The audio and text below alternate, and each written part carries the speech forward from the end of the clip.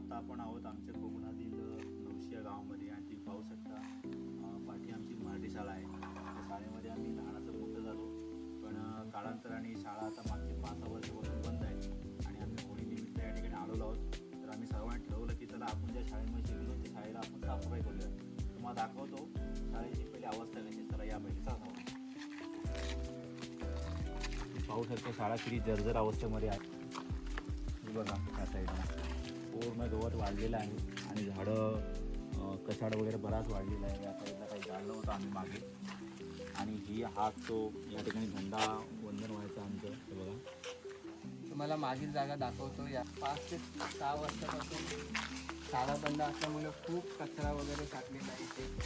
आणि आज आम्ही ठरवलं जायचं थोडं साफसफाई करायचं. आमच्याकडे 2 ते 3 तास आहे तर आम्हाला साफसफाई करायचं या 2 ते 3 तासामध्ये. आणि जास्त इकडे संडास बाथरूम आहे ते पण खराब झालेलं आहे, कचरे वगैरे फेकलेले आहे.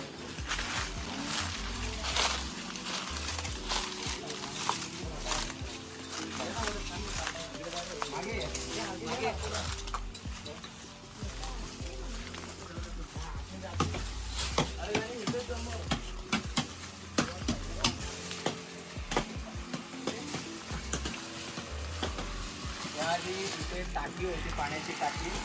ती आता शाळा बंद झाली तर टाकी काढली.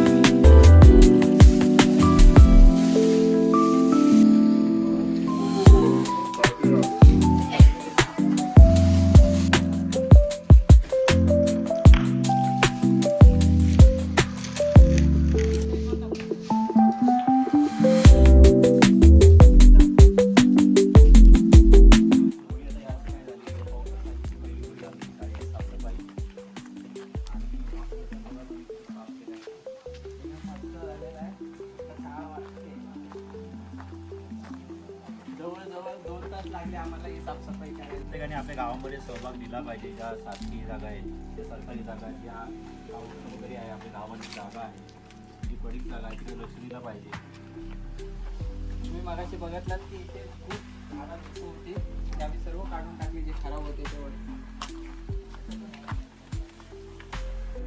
तर मित्रांनो, तुम्ही पाहिलं आम्ही कशा प्रकारे आपल्या शाळेची साफसफाई केली. तर सर्वांनी आपल्या आपल्या मनात काम केलेलं आहे आणि होळीनिमित्त आम्ही आलो होतो या येत असतो गावामध्ये आमच्या. तर आमची खरी होळी आजच झालेली आहे, तुम्ही पाहिली असेल.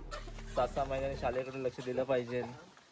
गेल्या 4 ते 5 वर्षापासून शाळा आपली बंद आहे. तर आज आम्हाला वाटलं की खूप कचरा वगैरे झाला आहे, पडीत झाले की आता जर आम्ही लक्ष नसतं दिलं शाळेकडे तर 2-3 वर्षांनी खूप तुटलेली अवस्था दिसली असती शाळा. तर आम्ही बोललो चला आज होळी आहे तर होळीतून थोडं लाकडं आणली आणि आमच्याकडे 2 ते 3 तास होते. तर आम्ही बोललो चला आपण साफसफाई करूया. तर जवळजवळ गावातील 20 पोरं घेऊन आम्ही साफसफाई केली. खूप छान वाटलं. आणि आता बहुतेक गावांमध्ये शाळा बंद आहेत तर प्रत्येकाने जर लक्ष दिलं तर चांगली गोष्ट आहे.